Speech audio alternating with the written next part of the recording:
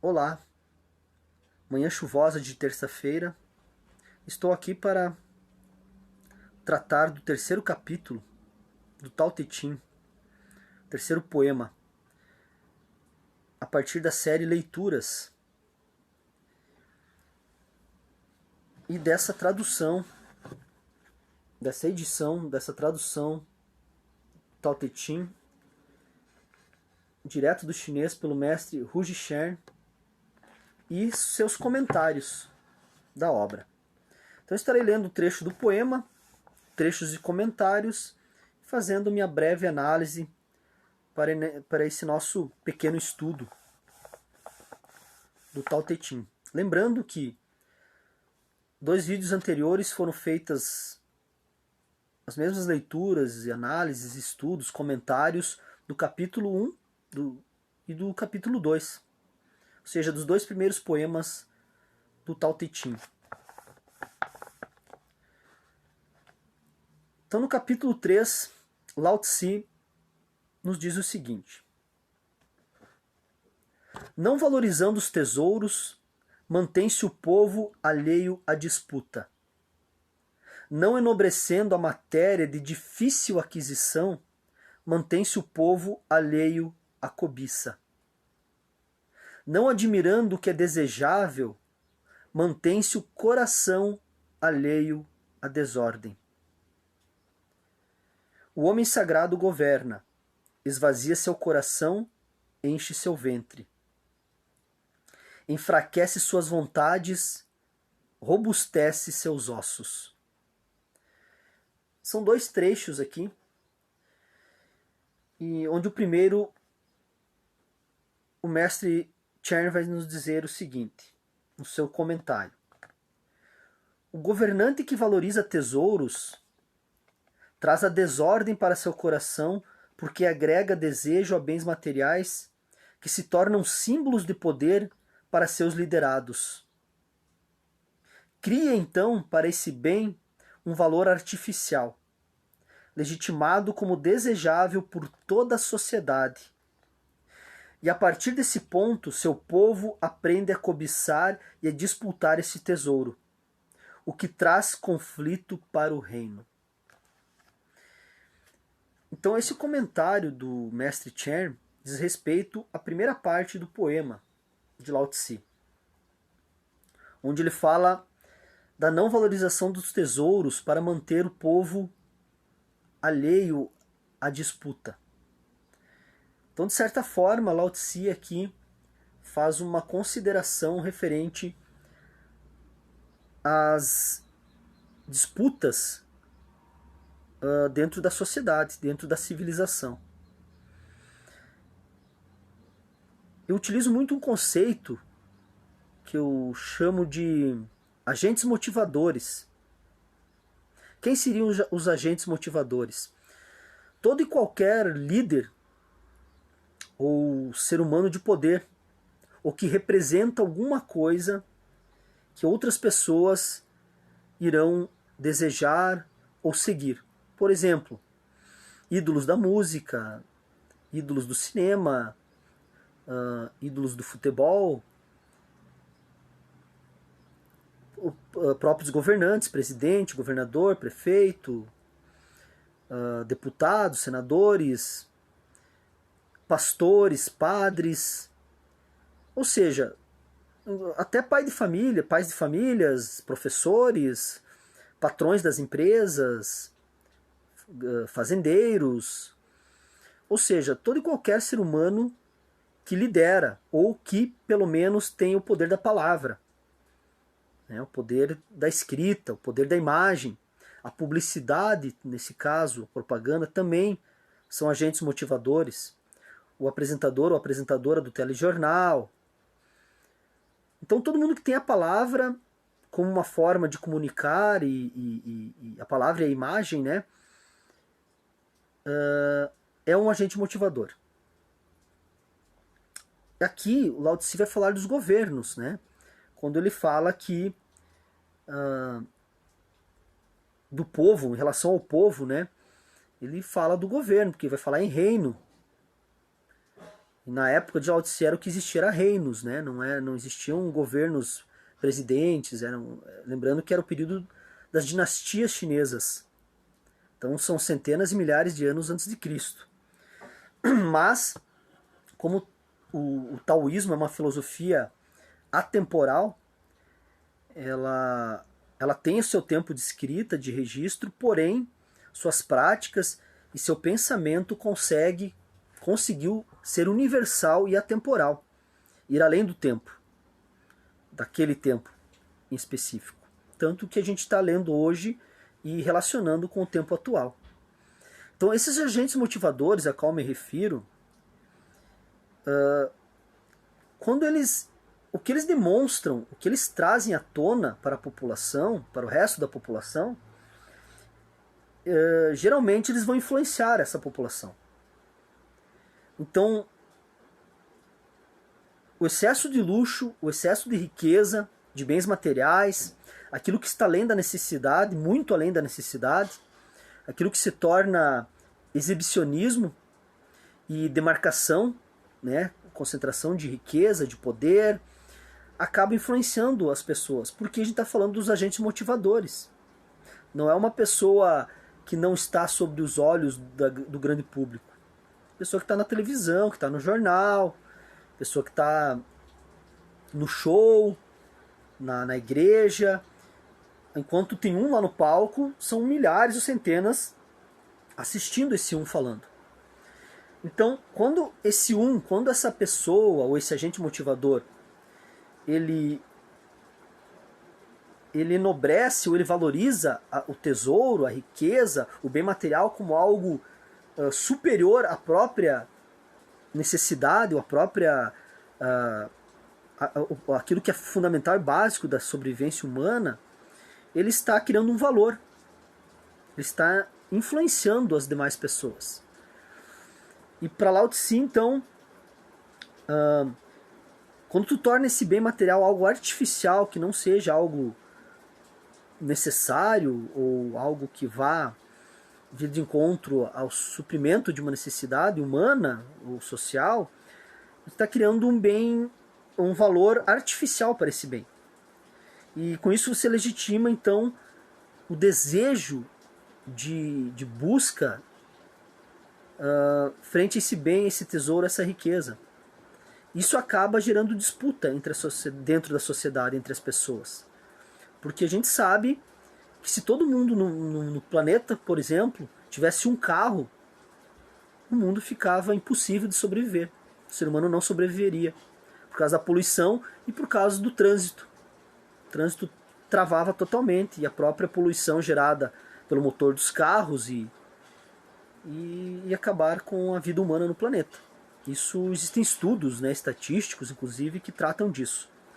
Dá para pesquisar. Então, um pouco nesse sentido, mais uma vez, vou trazer a ideia lá dos vídeos anteriores de que todo excesso é perverso. Como eu já falei, essa teoria, esse conceito, essa ideia permeia toda a obra taoísta, todo o Tao Te Ching. Em vários momentos a gente vai perceber que todo excesso é perverso. Então os agentes motivadores, para eles não motivarem a cobiça, esses excessos e a própria disputa dentro da sociedade, como se tornando essa sociedade, esse modo de vida algo individualista, como é muito comum, infelizmente, nesse nosso mundo, nesse modo de produção em que a gente vive, que é o capitalismo, onde a publicidade, a propaganda motiva a compra de produtos sem nenhum tipo de cuidado com os excessos. Eu sempre comento com meus alunos, uso um exemplo da Coca-Cola. Se for ver a publicidade, a pessoa bebe Coca-Cola, nossa, a publicidade faz com que a gente tenha desejo sobre aquilo. Uma que a gente já experimentou, então a gente sabe o sabor da Coca-Cola. E para quem não sabe, o açúcar é um dos produtos mais viciantes que existem, o açúcar. Então no começo, para quem começa a beber uma Coca-Cola, não é agradável. Mas com o tempo, pouco tempo, se torna muito agradável. porque a pessoa já está viciada.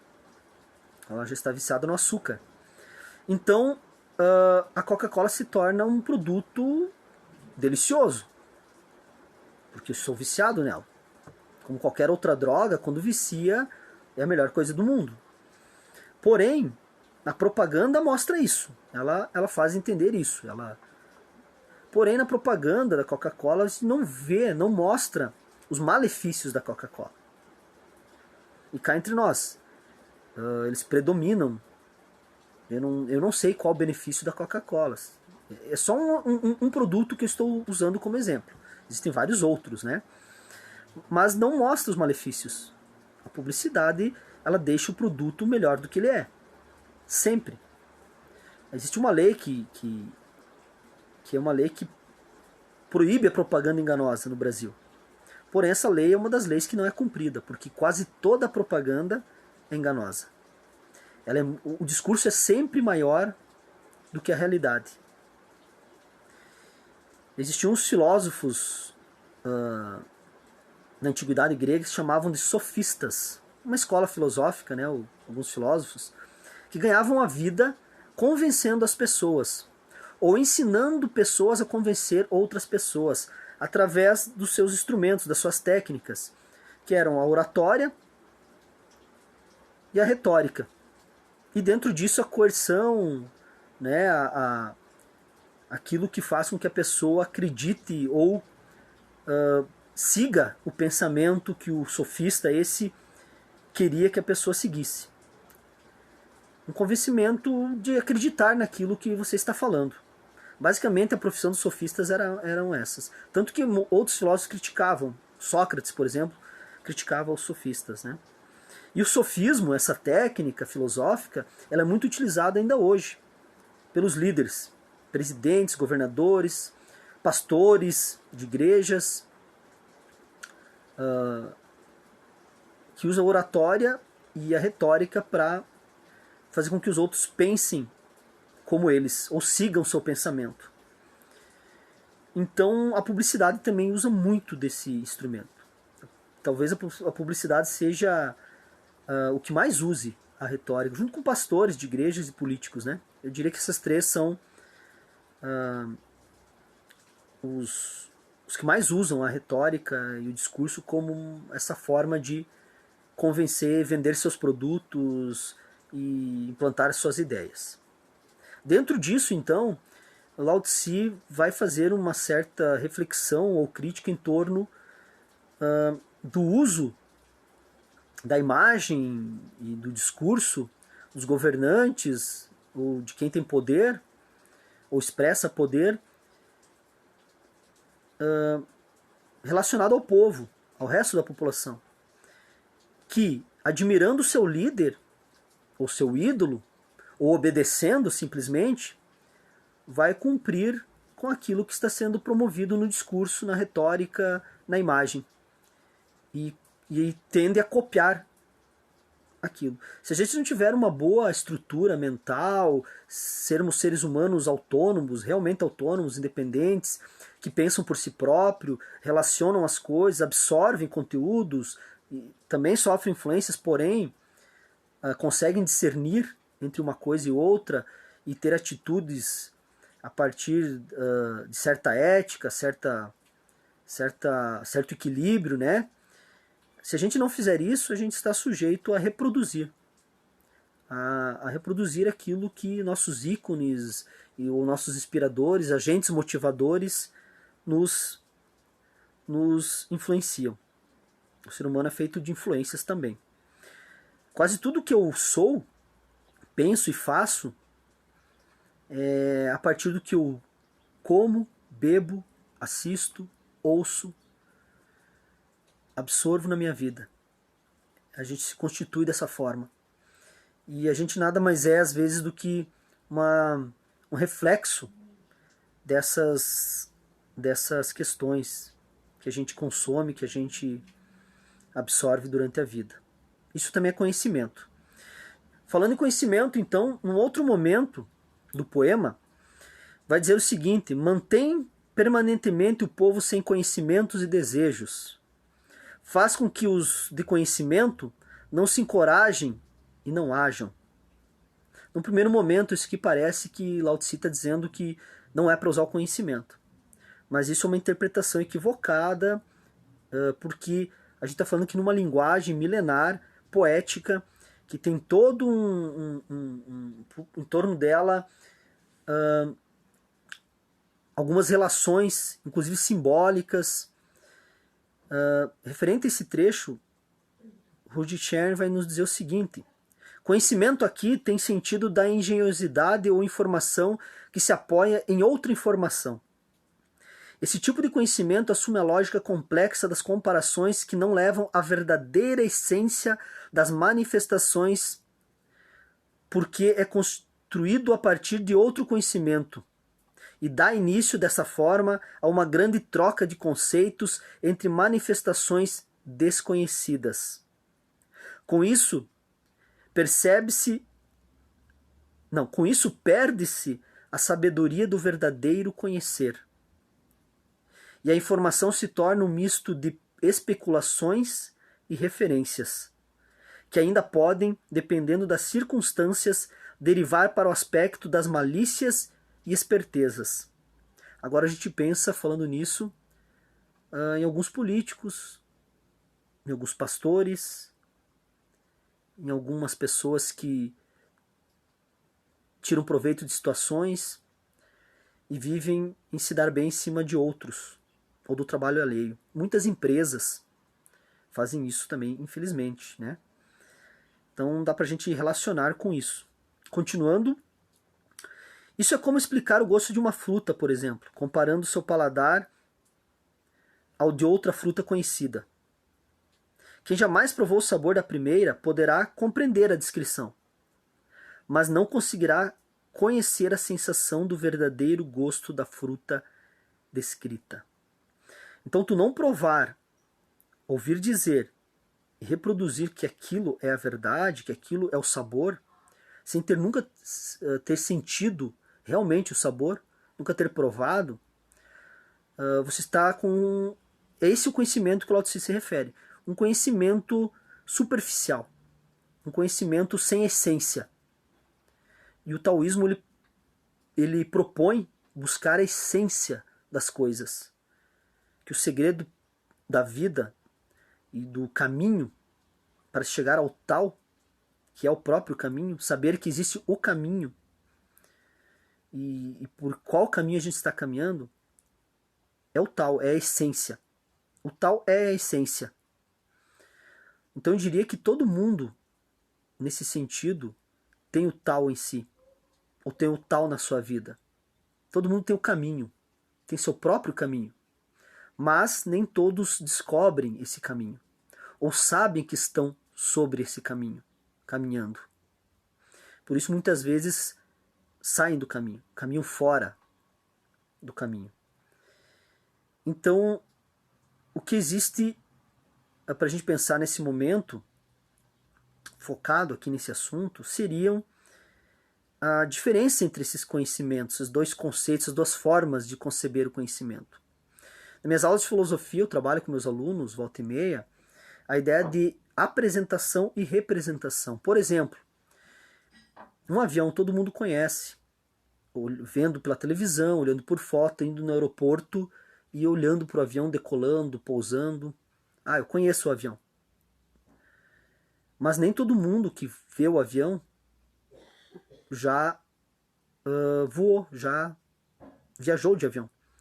Então a pessoa conhece o avião a partir da sua representação, do que os outros dizem, do que vê do avião, do que idealiza do avião. Mas ela só vai realmente conhecer a essência do voo, dentro do avião no caso, se ela ocupar o espaço e levantar voo. Aí ela pode dizer que conhece essa essência, esse conhecimento. Isso é um conhecimento diferente daquele conhecimento mais externo, que é representativo. Então o avião, quando ela voa, o voo não é mais uma representação, não é mais um ideal ou uma imagem. O voo é uma essência, ou seja, literalmente a pessoa adquiriu os céus.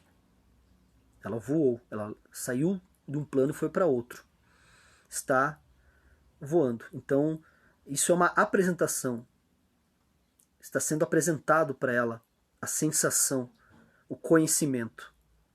Então é nesse sentido que Lao Tse se refere que o conhecimento não deva ser encorajado para que as pessoas não ajam de forma superficial ou meramente representativas, mas sim ajam a partir do conhecimento essencial.